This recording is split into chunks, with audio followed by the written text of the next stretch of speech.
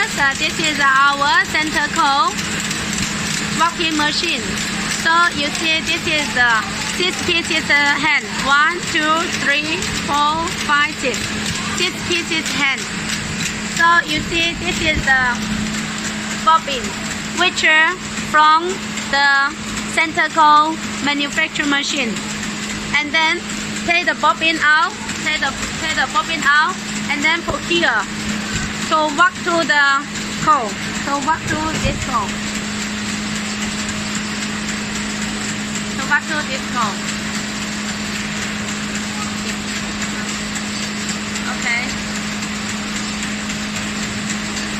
Okay. So after you got this bobbin like this, after you got this bobbin, you can put this bobbin on the core forming machine to make the nylon zipper chain.